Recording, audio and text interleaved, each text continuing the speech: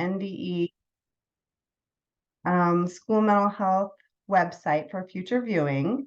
And so today's webinar is brought to you by Project Aware, which is funded through the Substance Abuse and Mental Health Services Administration, which is a department funded through the U.S. Department of Health and Human Services. And we are excited to introduce our presenter today, Josh McNeil with In Mind Services. Josh is a former educator and has some great information to share with us this evening about parenting with the brain in mind. Perfect. Well, thank you so much. I'm excited for the opportunity to do this. What I want to just kind of say up front is, as we're getting into some of the content this evening, if you have any questions, thoughts, anything like that, please feel free to type them in. Obviously, we did put into the chat as well. Just knowing like the ages of your children, the zip code of where you're at is helpful, just as we're trying to understand, who is here.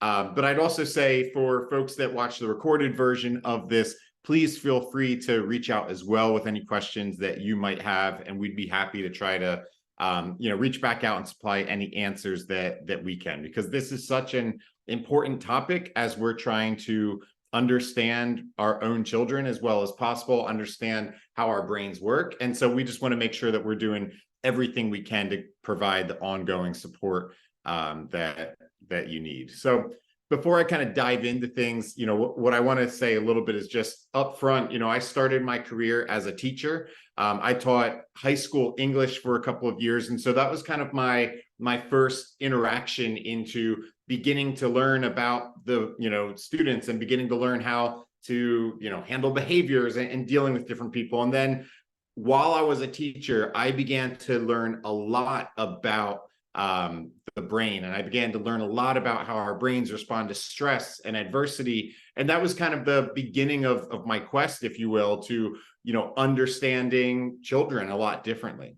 And then it was while I was learning about that I first became a father. I have 3 kids now at 10, 8, and 5. And so I kind of have the angle of working with older kids in a classroom, and I have the angle of working with younger children at home and what that really means and looks like. And so I kind of have the experience on both sides, if you will, and I've been able to really apply a lot of what we're going to be talking about this evening in both of those settings. And so I'm going to go ahead and share my screen here. Hold on one second. Sorry about that. Oh, there we go. And so obviously what we want to dive into tonight is this whole idea of just parenting with the brain in mind. And what I found so fascinating, both as a parent and as a teacher, was that as I was beginning to understand kids more, as I was working with them more and more, whether it was my own children or children in the classroom, was that nothing really prepared me for understanding what's happening in our brains. Nothing really was preparing me and teaching me about how children's brains work. And I found that fascinating, because really so much of our jobs, so much of our lives as parents is about really molding young minds, yet there's not big initiatives out there to teach us about what's really going on in one's mind, what's really happening there. And so as I began to understand that more, it really revolutionized how I parented, how I supported my own children, and once again, how I kind of behaved in the classroom. And so my goal tonight is really just to kind of share some of that basic information. Now, what I want to be clear about upfront is that our brains are very, very, very complex. And so everything that we look at as we talk about the brain today is really kind of creating a simplified version, a simplified understanding of how our brains work. And so it is kind of simple and basic compared to the complexity of the brain, but I'm hopeful that everything we talk about and the way that we really approach it is in a fashion that's helpful and useful as we're trying to think through how we can support our children as much as we possibly can. One of the things that I always like to start with is this idea of a self-fulfilling prophecy. And the reason I think this is really important is that I think that as adults, we need to understand what our role in the self-fulfilling prophecy is. And so a self-fulfilling prophecy at its most basic is this understanding that one's belief about themselves really ends up dictating their behaviors. And what I think is so key there is that one's belief about themselves is actually created by the beliefs of those who are around them. And so the reason that I share that is that in this little kind of picture here, you see you have the action. That's really that top action there that says our actions. That's the action of our child. And so our children are going to exhibit many different actions over the course of a day, over the course of a week, a month, a year, their lives. They're going to exhibit a lot of different actions. And the very first thing that occurs prior to us responding to any of those actions, whether we realize it or not, is that we create a belief about that action. And so when they more than likely exhibit some of the kind of behaviors of concern, they're not following certain directions that we have. We either have this belief that, my goodness, my child is stressed and they're upset, they're anxious, they're worried, they don't know what they're supposed to be doing right now. And when we have a belief like that, then we come through and our actions are actions of support, actions of love, actions of help and solutions. However, what I'm been guilty of many times as a parent is that when their actions are kind of fitting in with what I said there, so quickly my mind goes straight to, why are they trying to be disrespectful to me? Why are my kids trying to get under my skin? Why are they trying to avoid whatever it is that I'm asking them to do right now? And when my belief system immediately jumps to that they're trying to do something like that, it feels like they're trying to do those actions on purpose. And then my actions become much more controlling and much more punitive in nature. And when my actions are controlling and punitive, it sends a message, it sends the belief system to my child that not only are they not getting the support that they need, but they must be a bad kid, they must be a disobedient child, and then they're actually more likely to exhibit more behaviors of concern. And so what we're recognizing is that we inadvertently at times create this cycle where the manner in which I respond to my child might actually lead to more of those same exact behaviors that I don't want them to be doing in the first place. And so instead, what we really want to recognize is that if we can flip the script on that belief system there, if we can really begin to realize that, you know what, as we understand the brain more, as we understand the complexities of the brain, we can begin to see that a lot of these behaviors are actually rooted in something else, and that they're not well thought out plans of disrespect, but instead they are responses to stress in a moment. And as we can understand that more and more and more, I believe that can change our reactions, the actions that we have, which is ultimately then going to change that child's belief of themselves. And it's going to be more likely to lead to future actions that we're going to be more pleased with. And so my big goal, if I could say that today, is to really, really help other people to think through what are my beliefs. And if I can change my belief system in front of my child's actions, that's going to have an unbelievable impact on my relationship with them, how I'm responding to them, and their belief of themselves, which once again will lead to hopefully a lot more positive actions from them in the future. And so as we're moving forward, like I said, we want to have kind of a basic understanding of our brains. Our brains are made up of many, many, many different neurons and regions, and it's extraordinarily complex. And so we really break the brain down into 4 basic regions. And these 4 basic regions fall into 3 different seasons of development. And those 4 regions are the brainstem, the midbrain, the limbic system, and the cortex. And the first and kind of most important thing to understand about the brain is that our brains develop from the bottom up, meaning that when you are in utero, the first region of your brain to develop is going to be your brain stem. And your brain stem is in charge of your basic life functioning. It's in charge of all the things that you need to basically be able to survive on Earth. And so it's in charge of your blood pressure, your heart rate, your body's temperature. It's in charge of just those basic life skills that you need. And then once you're born, your primary region of development shifts to your midbrain.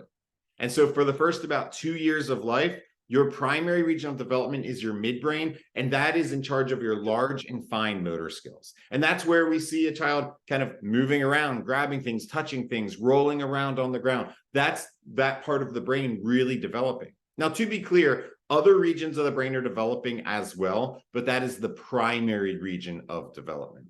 And then fairly quickly thereafter, after about the age of 2 to 3, all the way to the age of about 12 to 13, the primary region of development moves to the limbic level of the brain. And the limbic level of the brain is that social emotional part of the brain. This is the part of the brain that is learning how to relate to others, how to connect with others, how to form healthy relationships, how to have appropriate emotional responses to different things that are going on around them. And so that is that part of the brain that's really kind of how we respond immediately to the things going on in the world around us. And then from about age 12 to 13, all the way to the end of adolescence, which depending on who you ask now is actually getting into your early 30s, the primary region of development is your cortex. And your cortex, once again, it's been developing this whole time, but it's during this season that it's the primary region of development. And this is your highest level of thinking. This is your, complex thought, your creative thought, your problem solving. All of that occurs at the cortex. And the truth is, when most of us think about the brain, what we're really thinking about is the cortex. When you think about the brain, we're really thinking about that top part of the brain. When we want to have a child think about their behavior, you're expecting them to think about the cortex. If you want them to think before they act, if you want them to, respond to different behaviors, all of that is cortical thought that we're asking them to do. But what we're finding is we don't all always have that same easy access to the cortex that we would want somebody to have. Because what they found is that when somebody at a young age is experiencing different types of adversity, that the region of the brain that's primarily developing at that time can actually be impacted by that adversity, making it more difficult for typical kind of neuromovement to occur. Because what's interesting is that our brains don't only develop from the bottom up, but they actually function from the bottom up as well. Meaning, as you're having a conversation with your child, that information that they're hearing is entering into their ears as you're talking to them. If you are utilizing any other senses in that communication, it's all entering through those senses, but it all goes to the same place. It goes to the bottom of the brain first.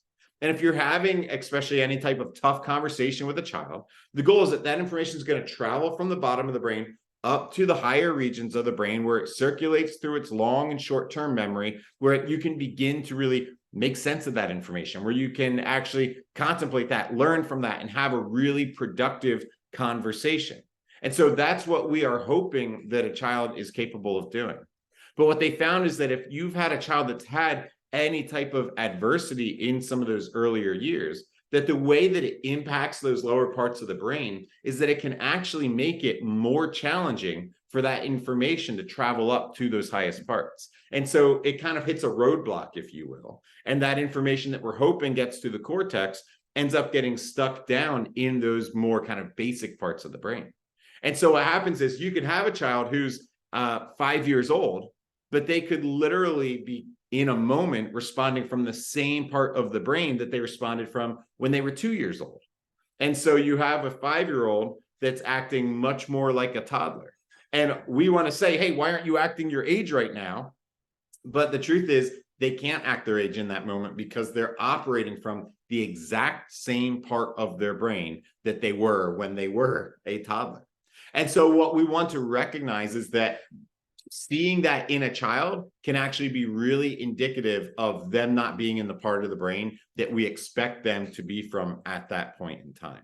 And so understanding the different regions of the brain can actually begin to paint a picture of where they're at different times. So once again, we understand that the brain stem is those basic life functions. But what you see, the way that manifests itself behaviorally is that if you have a child who you're finding has, tendencies of like exploding really quickly or shutting down and internalizing really quickly, but that they just kind of shut down at the drop of a hat, where multiple times a day, you're just seeing that you're kind of on eggshells around them because you're not sure what's going to do it, but that they might just blow up or they might just shut down. That can be a huge indicator that they're operating out of that brainstem more often than not. And then what you'll also find is that a child like that likely really struggles to stay focused on any one thing for any extended period of time. And literally what the reason behind that is because their pulse is not very well regulated, which is also then not keeping their blood pressure very well regulated. And so while that's kind of jumping and spiking and plummeting, their behavior is following along with what's biologically occurring within them. One of my favorite tools to kind of measure this, and it's really easy as a parent, is to just be taking your child's pulse often. If you have a child who seems to have tendencies like that, try to keep an eye on their pulse. You can use that just by taking a pulse on a wrist. You can use that by utilizing a pulse oximeter, but you can watch how their body biologically is shifting and changing, and that their behaviors are going to follow that very, very rapidly. Now, when you move up the brain a little bit and you get to the midbrain, there's a few things that at home you see with the midbrain. One big one is that this is your large and fine motor skills. And so this is where you see just a lot of movement. And this can be a child who either has an underdevelopment of their movement skills. And so they just seem like a little clumsy when they're walking around. Their fine motor skills are off. Their handwriting's, really terrible. You couldn't imagine them threading a needle, so to speak. Like they just seem a bit unsteady for whatever reason, and just like their movements feel uncomfortable. But on the flip side, it can also be an over dependence on their movement. And this is when your child might be constantly in motion. They're constantly touching things, tapping things, standing up, walking around, moving things, grabbing out different toys, where they are just constantly in motion. Now, one of the big keys with the midbrain is that you'll see that constant motion, but it's typically not accompanied by big emotions. So they have motion, but they don't have big emotions accompanied with it. They just are constantly going. Now, the emotions then come in the 10th time you've told them to sit down and stop it and put things away, then that's a stress response. But at first, what you see is just a lot of physical motion and movement from them without a whole lot of emotion tied to it. The other thing that can really be telling about the midbrain is just other things that you're learning in those first 2 years. And so a lot of that is your transition skills, and also just basic self-regulatory skills, such as their appetite and their sleep. So if they really struggle with kind of knowing when they're hungry and being able to communicate that and being able to kind of dose out food for themselves. Similarly, if they have big issues around sleep, those are two things that can be indicative of maybe having some issues at that midbrain level. When you get up to the limbic level of the brain, once again, this is that social emotional part of the brain. And so when we see that maybe they're struggling to kind of in an age appropriate manner, develop relationships, have positive relationships, we're struggling to even connect with them, that can be indicative of really having some issues at that limbic level of the brain. And then similarly, when they really struggle to have kind of appropriate emotional responses to different things that are occurring. And so that can be, you're asking, hey, can you clean your room, please? And they look at you and say, why do you hate me? Like, my request for you to pick up your room or to do some chores or to push your chair in at the dinner table, those are just simple requests, but they're perceiving it in a much more kind of relational and emotional way. And so that can just be a really big sign to us that something's going on at that part of the brain. Now, what I think is really important, I've worked with a lot of schools, I worked with a lot of families. Sometimes you can pinpoint and be like, oh my goodness, yeah, there was a lot of stress early in life, or, I know that like this happened in our family, there's a lot of loss, whatever it might be. And you could know, okay, yeah, we've had these experiences of adversity that would really tell us that there's a big possibility that there is some underdevelopment there. But the other thing that I'm a big believer in is just watching the behavior. If we see that there's challenging things day in and day out that align with any of the things that I just described, we don't necessarily need to know what happened to simply say, okay, it feels like they need some more work at that region of the brain. And so in this presentation a little bit, I'll talk through what are some of those things that you can do if it feels like your child is in those lower brain regions to really continually activate those regions of the brain. But there's one other thing that I want to talk about with the brain first, and that is how our brains respond to stress. In a future session, we're going to spend a lot more time talking about stress, but I just want to take a few minutes to introduce it here. Because what's interesting about our brains is that while our brains develop from the bottom up, we get stressed from the top down. And what that means is that as we experience more and more stress, we actually begin to shut down higher and higher regions of our brain and begin to shift to functioning from lower parts of our brain. And so when you are really high up in your cortex, you're in what's called the calm brain state. You feel 100% safe, 100% calm, not a worry in the world. That's where you're just feeling good. The truth is, We don't spend a lot of time here, neither do kids. Like, it's rare that we have no worries whatsoever, but if you do, like, that's where you're at. You're at that calmest, highest part of your brain. And this is all a continuum, but as you begin to add a little bit more stress, you begin to move a little lower in your cortex, but you stay in your cortex. You're now in the alert part of your brain. Or, I'm sorry, you're still in your cortex. You're now in the alert brain state. And that is where you have manageable amounts of stress. When you're in the alert brain state, that's where you have a load of stress that you're able to handle. Because stress is actually a good thing. You need stress to learn. You need stress to grow. And so it might be a little bit of stress that comes with them having homework at the end of the day. It might be the little bit of social stress of hanging out with friends or dealing with some struggles with some of their friends, managing behaviors or relationships with you or with siblings or with other people in the community. That's all just hopefully for them this manageable amount of stress that their brain knows how to handle. But then as that stress level gets higher, and that looks different for all people, what it takes for that stress level to get higher. But as your brain is experiencing a greater amount of stress, you begin to shift down into that limbic part of your brain. And that's the alarm brain state. That's literally a little alarm going off in your brain saying, am I safe right now or not? Children who have experienced adversity when they're younger and children who are prone to having big responses to stress, they spend a lot of time in this limbic part of the brain. And this part of the brain is essentially asking, am I safe right now or not? And so this is, a really important thing to recognize, that our kids spend a lot of time there. I often compare this to kind of walking through a dark alley in the middle of the night. If you're walking through a dark alley in the middle of the night, chances are you're not, wanting in that moment to have a really long conversation about your future. And you probably don't want to talk about, your most recent bad behavior and how you're going to deal with it and treat it differently. If you're walking through a dark alley in the middle of the night, you are just looking around you to determine, am I safe right now or not?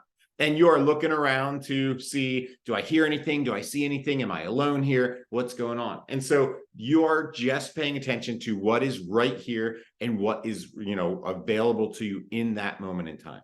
And if you are walking through that dark alley and you see a friend with a flashlight at the end of the alley, and all of a sudden you would feel safe, you would feel that kind of overcoming of calmness in your body, and you'd be like, all right, I'm in a good spot now. And you're literally moving higher up in your brain, back up to your cortex, and you're good to go. And we can create that for a child. When we see that they are feeling that way, when they are, that stress is really getting heavier and heavier, and their brain is saying, what, am I safe right now or not? It's so important that we drop whatever it is that we're pushing on them, whether it's, behavior, whether it's homework, whatever it is in that moment. We want to stop adding more stress, and we want to just kind of reconnect with them. Hey, I'm here. I love you. I care about you. How can I help you right now? Can I do anything for you right now? Just being that support. But what happens so often is our child's in that spot and we're thinking, oh man, we only have a couple more problems left on that homework. Or, I don't have enough time and I need you to get ready now, or I need you to do X, Y, or Z. And so we just then push harder and harder in that moment. But the perception of the child so often is, you know what? That's somebody telling me I'm not safe right now. That's like hearing the footsteps in the alley. If we keep pushing on more and more stress when their brain's asking if they're safe or not, we are just sitting there saying, nope, guess what? You're not safe right now. And then all of a sudden, they're going to be more likely to move lower in their brain. And then you move to the midbrain, and that's that fear response. And when you're experiencing that fear response, that's where your body's beginning to prepare for that fight, flight, or freeze. Literally, your pulse, once again, is likely to go up or it's going to go down. If it's going up, you're preparing for an externalizing response where energy is going into your hands and your feet. You're going to be much more likely to, yell, scream, storm out, slam a door, throw something, punch something, run away, whatever. Like, you're much more likely to have a very outward physical response in that moment. If you have more of an internalizing response, you're likely to just kind of shut down, zone out, fall asleep, whatever that might look like for your child there. And so you can see that that's kind of this likely response. And when you're in the brainstem, that's when you're actively in the face of danger. You believe you're in terror when you're in that terror state. And so that's you actively fighting, actively running away, actively shutting down. Your brain believes you're in the face of danger. Now, what's so important about this is that your brain perceives all stress as something that's potentially dangerous. but the key word there is perceives. Their brain is responding as if they are in physical danger, even though they are likely in your home and 100% safe. And so we just want to keep in mind that it does not matter if you know that they're safe, their brain is telling them that they are not. And so we need to be attuned to that and recognizing that so that we're able to really come to a place where we're able to help them and support them as much as we possibly can. And so what we really recognize from what I've talked about up until now is that there's a lot of children who, for different reasons, are spending time in these lower parts of their brain, whether it's due to stress in the moment or whether it's due to some type of impact from adversity that they had when they were younger. We have a lot of kids who spend time in these lower parts of the brain. And so our goal is to really think through, how do we help to move them back up to the cortex? Because once again, our big goal is that they're able to spend time in their cortex. Our hope is that they're able to spend as much time up there as possible so that they're able to, once again, have really constructive conversations with us, plan their futures with us, handle their, misbehaviors together with us, do their homework with us. We want them to be able to do all of that, but they're not able to do that unless they have access to that cortex. And so our goal is just to recognize when they are struggling to get there and really help to move them back up there. And so the approach that we really go through here is what we call a bottom-up approach, where we take this kind of regulate, relate, reason idea.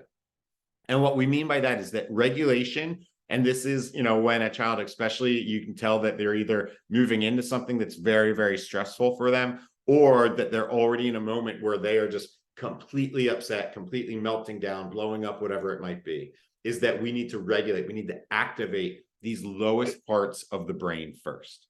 Now, what's so key with regulation is that regulation is way less about what we're saying to them. In fact, regulation is so much better if we're saying less and less and less.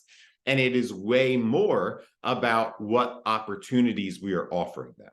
So often when a child gets low in their brain, we just want to keep talking. We want to keep trying to just reason with them or threaten them and hoping that, the right, reward or consequence is going to all of a sudden fix this. But the truth is they're too low in their brain to really, understand a lot of that.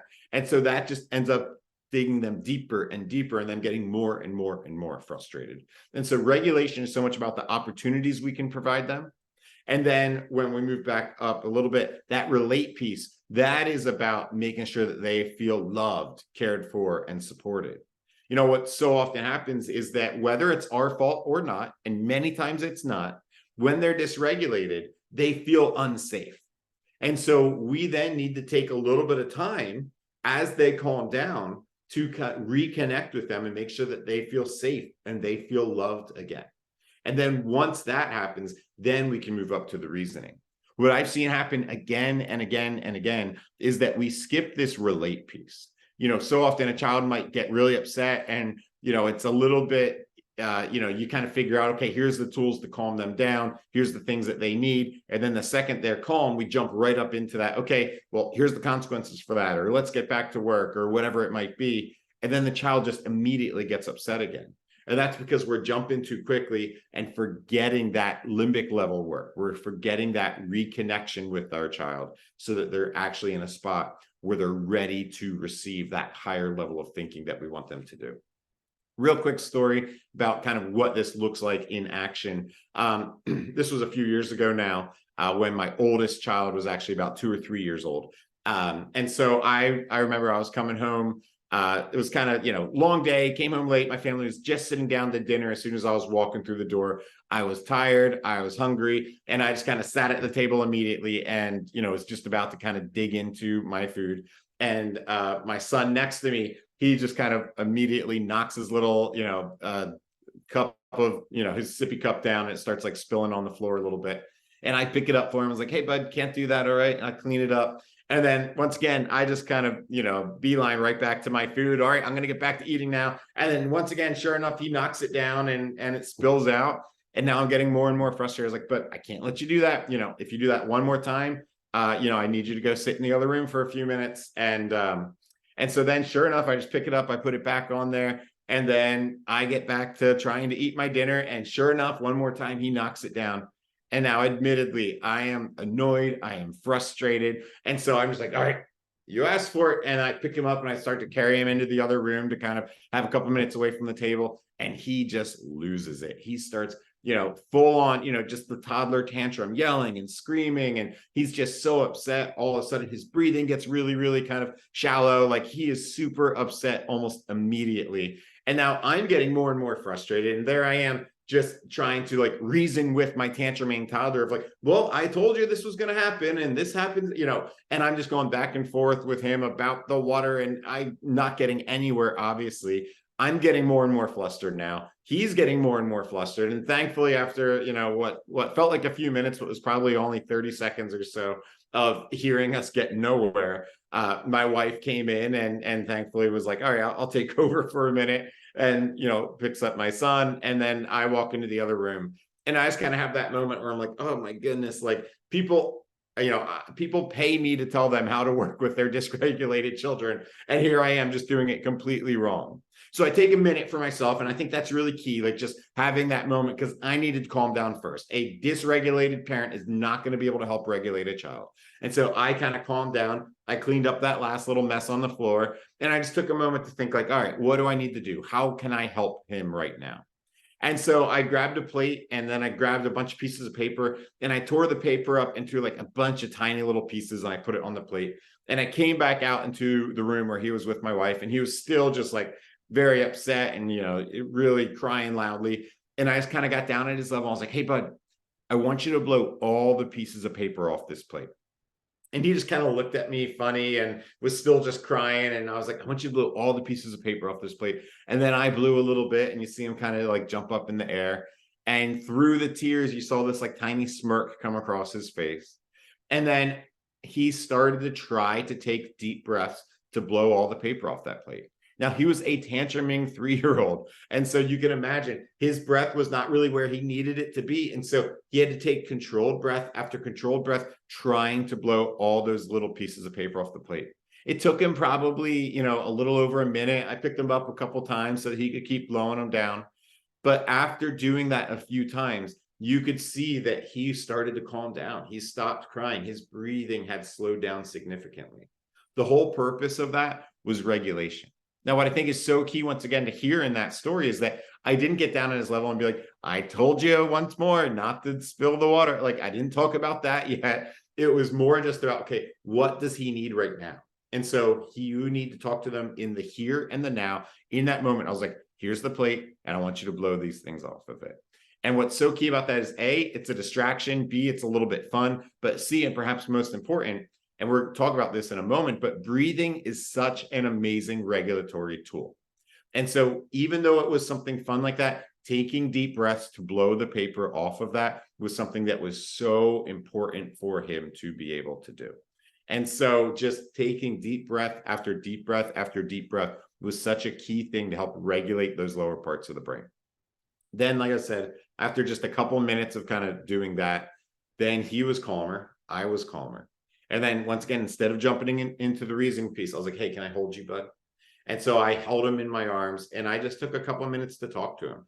And I just wanted to reestablish with him, like, I love you. I care about you. You mean so much to me. And then what I think is so important too is I needed to apologize. I needed to own the fact that, you know what, I came home and it seemed like I cared more about the food on my plate than my son who was next to me.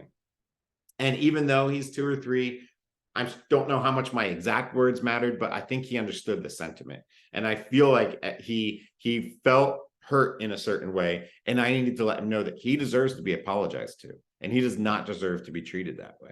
And so just spending that time reconnecting with him, telling him I love him, I care about him, I'm sorry for not allowing him to feel that way. And so after a couple of minutes of just holding him and talking to him, then we could move up to the reasoning, which is, by the way, we can't be making messes in our house. And when you're upset, like, I want you to communicate in other ways about that. And so teaching him those skills really early on. And so I hope that you can see through that kind of what that looks like when a child's upset, to move from the bottom and begin to sequentially make our way up to those higher regions of the brain. And so what I really want to do now is we're going to just work through each of those regions of the brain here. And I just want to talk through what some of the different things are that you can consider for really kind of activating those different parts of the brain. What I think is so important about the brainstem is you can never go too low in the brain. So all of the things that we're about to talk about here first with the brainstem are all things that are amazing tools to utilize. And what I think is key is, you need to think about your own child. So if you are, with a child and you're looking at, this is a day-to-day thing, whether it's stress, whether you think it might be, a developmental thing, whatever it might be, if you see, okay, this is something that's happening every single day, then you're really thinking about, okay, how do I incorporate some of these ideas into just our day-to-day life? These are just the rhythms, or these are activities that I'm getting my child plugged into. Versus if you just realize, okay, once a week or every couple of weeks, we have a big explosion. And in those cases, you just want to figure out what are the tools that we have at our disposal? What are the plans that we're making with our child to be able to make sure that we have ways to really calm them down once they've gotten upset. So the brainstem, once again, this is the lowest part of the brain. This is where you're going to see a lot more of those like really big explosive behaviors or melting down and shutting down behaviors, really big struggles focusing on any one thing for any extended period of time. So movement at the brainstem level, some interventions that include movement. It's going to be anything with like balancing and stretching. So you can even think through like yoga, martial arts, and different moves associated with that. So it can even be super basic, like just getting them to stand on one foot, getting them to, walk on a balance beam, or walk across even like a balance beam that's taped on the ground, getting them to, just be doing any kind of stretching, any kind of movement, and then like mirroring your movements is something that sometimes kids are going to be very open to. If you see that this is something that your child needs a lot of exposure with, getting them plugged into yoga classes, martial arts classes, that just include a lot of that very, very kind of balanced and controlled movement is something that can be really, really helpful. Rocking and swinging is another really important thing for the brainstem. And so utilizing, if you have like a rocking chair or a sliding chair in your house, if you have outdoor swings, whether it's a kid's play set or whether it's just like a little, swinging bench on the front porch, anything like that, that front to back motion of back and forth is very, very calming for the brainstem. And so utilizing that as a tool is a great way to get them to calm down. Also, similar to rocking, anything that has them kind of bouncing up and down. And so thinking through, if you have like yoga balls that they can kind of bounce on, just like that little motion is really great. I've seen all of my kids, we have like a little zip line in the backyard, and they just love to kind of sit on it and literally like bounce up and down on it with the cord just kind of moving up and down. So just getting that up and down motion or that front to back motion is so helpful for calming down that brainstem. Rhythm, so music. Our brains love music. Your heart rate rather tries to match that of the music that you're listening to, which really helps to calm our brain down. And so playing music around a child that's at about 60 beats per minute, that has that's hopefully not like super familiar music, so that it's not something that's going to be very triggering to them. But playing calming music is an amazing thing to help calm the brain down. And also focusing on breathing, and really keeping in mind that when we talk about breathing, that doesn't have to be like very ritualized things like breathe into a count of 4, hold for a count of 4, breathe out for a count of 4. Those are amazing, but also think about having fun with it. Just like the story I shared, blowing pieces of paper off of something, blowing bubbles, blowing up balloons. I've done a lot of like, giving them a straw and a cotton ball and, taping a little maze on a table, or just getting them to kind of move that around the floor, having races, blowing it across the floor, just finding ways to have fun, but that focus on deep breath after deep breath. When we are stressed, we do not breathe very well. And so being able to incorporate that is something that's very, very advantageous. When we move down into thinking about our senses, all of our senses, once again, are really attached to that brain stem. And so really, you can pay attention to what are the things that interest your child, that you can utilize any of the 5 senses. And so, touch is a big one where, are there different materials? Like, are there different fidgets, different textures? Is there like a blanket that they like to really like pick on and things like that? So just finding what are their hands gravitating towards when they're stressed, and how do we just make that readily available to them? Figuring out, are there tastes that they really like? And so for a lot of kids, like something like mint is something that's going to have a very calming impact. And so having mints readily available or certain flavored gums readily available. Also, when you get something in their mouth, you might find that they chew on their fingers, still have their thumb in their mouth, they're chewing on their clothing. That's oral activation. That's really good sensory input as well. And so if they're chewing on things that they shouldn't be, figuring out how can we replace that with something that they're okay chewing, whether that's some food and gum, or even like we've used the teething jewelry that you use for teething infants for some kids, where they're able to put that in their mouth. And so just having something that they're able to have easy access to kind of chew on and get in their mouth is really helpful. Figuring out just different scents with candles or diffusers or different things, just different smells that might be calming to them as well. The appearance of their space, do they have things that they like to look at? If a place is more orderly and organized, that's going to have a more of a calming impact than if things are in a bit more disarray. And so just being mindful of how you set up that environment is so key. Animal assisted activities. What I mean by that is just if you have a pet or access to animals, animals are amazing for every single region of the brain. One of the things that's so amazing about animals is that we utilize different neural pathways to connect to animals than we do to human beings. And so they can be really mad at you. They can be mad at siblings or other kids that are around them. They can hate all of you, but they can connect to an animal. And that can really be an amazing step to get them to calm down.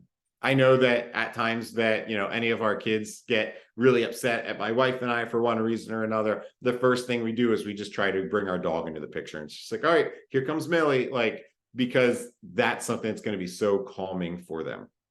And then another big one is pressure. And so we see a lot of children when they get upset, they gravitate towards either laying their bodies flat on the ground, kind of falling face first into a couch or into a beanbag chair, and then also putting cushions on top of themselves or blankets on top of themselves. That swaddling pressure is something that feels really, really good for them. And so making sure that they have access to a blanket, utilizing weighted equipment and, weighted blankets and things like that can be amazing. Lycra, really stretchy materials, and, clothing like that, really tight Under Armour clothing that they could put on under their regular clothing. So high pressure is something that can feel really good for them. And so making sure that they have opportunities for that can be extraordinarily helpful. At the midbrain, that is just, once again, the part of the brain where they need to move. And so opportunities for movement are so incredibly important here. So walking, running, getting them plugged into sports. So just getting them outside and moving is something that can be so helpful. Large muscle movement. So, utilizing your large muscles in a controlled way. And so that can be, moving furniture around, moving boxes around, moving books around, isometric exercises. That's where you're kind of pushing against your own body weight. So you might put your arms together and pull them apart, or push them together as hard as you can. Little things like that. I found that kids really love hanging as well, hanging from their hands, that is. So having a pull-up bar where they can just kind of hang on that or try to do pull-ups is a great way to utilize their large muscles, which actually just helps to regulate whether they are kind of on the dissociative side. It helps to bring them back awake into the present, or if they are externalizing, it can help to calm them down and really bring them to a good spot. So anything that uses their large muscles just in a controlled way. It doesn't, them going crazy on something gets some energy out sometimes, but that can actually help them to get more and more worked up. And so our goal is to make sure that we're providing an opportunity that calms them down more and more. And then fine motor skills as well. Once again, just things that they can do with their hand, whether that's, fidgeting or touching, working with something, is super helpful. And that kind of then works into this next section here where, rhythm and different creative opportunities. So while I'm on the fine motor skills, I'll jump a little lower, but artistic activities. So painting and sculpting, things that they're able to kind of get their hands on and work with is super helpful. My oldest son was having a rough morning the other day, and while I was talking to him, he just kind of had to work with, he played with tin foil and pliers, and he was just trying to create something as we were going and doing some schoolwork. And that was really helpful to him. And it kept him kind of from walking all around the house and from talking a lot and being really distracted. It helped him to be in the place that he needed to be in. So just keeping their hands busy. music and drumming, this would, begins to plug a little bit more into not just listening to music, though that's still helpful, but being able to, physically be active with music is something that can really go a long way. And so that action of doing that, playing some type of instrument, playing the drums, something that is really, really helpful for that midbrain. Breathing works for all regions of the brain. Dance is another thing that, you can really get like a child plugged into, and there can be some really great opportunities with that. So just the movements that they're getting there. And then transition rituals as well. So really talking through, what is our process in the morning to get them, off to school. So what time do they need to be up? What are the things that you need to do? Let's have a schedule about that. How do we do that in a supportive way? So really creating that sequence so that, through the transitions that are hard. So if that's getting them to school in the morning, if that's transitioning home at the end of the day, if it's different periods of time, figuring out what are those challenging transitions for them, transitioning into bedtime, transitioning into or out of meals, figuring out what are those challenging points and really making a plan for it. If you're able to even document, like put it up on the fridge, here's what that plan is, have it visually in front of them so that they know what they need to do and how they're able to handle that. And then the limbic level, once again, is that social emotional part of the brain. And so developing those emotional skills, developing those relational skills is so key. So one big one is just modeling it, allowing them to see you interact with other adults, other people, in appropriate ways, like not just kind of shooing them away, letting them see that is so key. Discussing emotions around them and with them. And so being able to just make sure that it's a comfortable and safe place to talk about how they're feeling at different times. Being vulnerable to a degree, you don't want to go, too much, but sharing a little bit about like, hey, here's things that make me anxious or things that I get kind of, worried about. And so being able to just have those kind of two-way conversations with them. Building relationships with those routines. So when we talked about those routines with the last one, making sure that part of that is what are the things that you're doing together. So it's not just, hey, here's this thing that you need to do over there, but how are you partnering with them on that? Depending on your situation, being really mindful about, are you providing them enough one-on-one attention? So if there's a lot of other children in the picture, how are you giving them that level of one-on-one attention? And is that best received by them in a verbal one-on-one conversation? Is that by writing little notes to them? Like, what does that look like for them to feel like they have one-on-one attention from you? If they need it, making sure that they're getting plugged into counseling and mentorship. So just having different opportunities like that. And then making sure that they have opportunities with peers as well for small group play. And that could also be small group sports. If they have a lot of issues at the limbic level, it might be sports that they're part of a team, but have more of an individualized role in it, like track and field or golf, where they are part of a team, but they don't have to necessarily collaborate with their teammates as much. That can help still develop this kind of relational limbic part of the brain. And then the cortex is, once again, that's that highest level of thinking. And that grows by doing all of the work that we've want to be able to do with our children. So collaborative conversations where we're talking to them and trying to make plans with them, planning for the future. What do we want them to be able to do? Where do they want to go to college if that's in it? Or what do they want to do for career? And then, even just shorter planning for what are we going to do next week and planning different things like that. The conversations we want to have in response to their behavioral issues, any learning that they're doing, whether that's developing new skills, learning new instruments, doing their homework, all of that builds the cortex. But what we just need to keep in mind is that if they don't have easy access to the cortex, it's really hard for any of this to be done in a constructive manner. And so the purpose behind everything else that we talked about is that as we work through and activate those lower regions of the brain, it's not just to keep them calm, it's to keep them calm so that we can do this real work at this cortical part of their brain as we're trying to help and support them.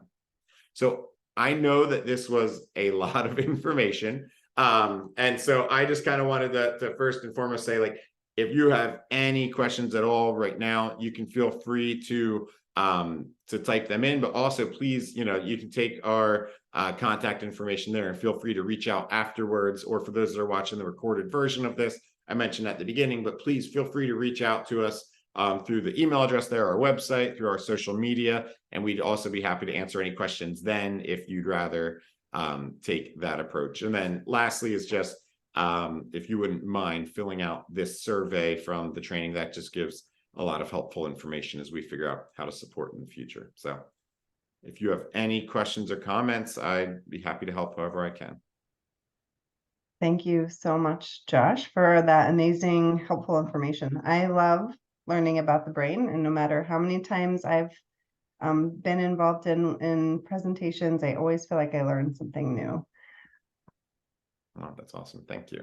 And thanks for the Um, comment in the chat. There was a comment in the chat. I have two questions. Josh, as we are, we work in partnership with schools through the Department of Education and through Children's. What advice or suggestions do you have for parents in advocating for their kids within the school setting when they have a kiddo who's, struggling because of their, experiencing some stressful situations and they might be having a hard time at school? What are some ideas or suggestions that you have for parents for how they can best advocate for their child at school? Yeah, I think that's so helpful. I mean, I think first and foremost, it's really helpful when you can provide any level of specificity as you're reaching out to a school. So if you're discovering tools and ideas and strategies that are working at home, so especially, having just come off of this, if you practice some different things and you figure out, okay, this is what works for them, or this is what they need, being able to articulate that to the school, and saying like, hey, I found that this is a tool that really is helpful. I think that works really well, rather than just saying, hey, whatever you're doing is not working. So being able to really offer specific ideas like that is really keen. And I think just being a consistent advocate and being open about, it's not just all about like blaming, hey, you're not doing enough, but really letting them know like, hey, my child's just really struggling. They want to do well, but they're really struggling. Because so often I think that at the school level, a lot of the conversations I have is like, hey, they just didn't, a lot of people just didn't understand what the scenario was that a child was really dealing with, that they were anxious, that they're worried. And they don't need to know all the specifics of what's going on, that, if there's really complex things happening in their lives. But I think just that reminder, like, hey, my child really wants to do well, and these are things that are going to help them to do well. And just getting in front of that again and again and again, and letting them hear that message is so important. Some great ideas. My second question is, do you think that it's a good idea to help educate kids about how their brains work and function so that they can maybe have a better understanding of what's going on within their own brain, especially when they're having stressful periods of time? Yeah, I think that's such kind of a key and important part of this. And what I've really even found is that children of all ages can really be learning and understanding the basics of this. So I mean, with all of my children, from the earliest conversations I could have with them is just helping them to realize like, hey, when we get upset, we get lower in our brain. And so helping them to kind of realize that and understand what's going on kind of in that neurobiological level. And so and it gives them language for that as well. So if a child says, I'm ticked off right now, there's so much we can do about that. If they say, I'm in my midbrain right now, well, that's kind of like, hey, we can really, we can solve that a lot more easily. And so just giving kind of a shared language around that, I find to be really, really helpful and advantageous. And so, yes, I think that it's really important to talk to them about that. And I think that a lot of kids can really feel empowered the more that they understand that. And if after this presentation you determine that you're going to add some new things to your repertoire with the children that you're supporting, then I would also say like, hey, here's why we're doing these things. Here's why I think that some of these tools or strategies might be helpful. Josh, I wanted to say thank you. All information is really important, and I am provider in Grand Island, and I think the parents and that providers need to know that, because it really really helpful. Oh, thank you. I appreciate it. Well, please share the link of this with them, and feel free to connect them with me however possible. I'd love to help. Yes, thank you so much.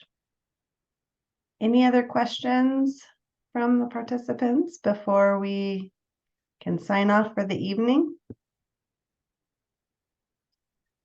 All right, I'm not seeing anything else in the chat. So Josh, thank you so much for joining us tonight. We're really looking forward to the future sessions. And just a reminder, this recording will be available on the Nebraska Department of Education website under mental health. So if you're interested in going back and rewatching it, or like Josh said, sharing it with friends or family members, or even, you know, some parents that you know through your work, that would be a great opportunity for you to do so. Thank you Thank you all. so much. Have a great night.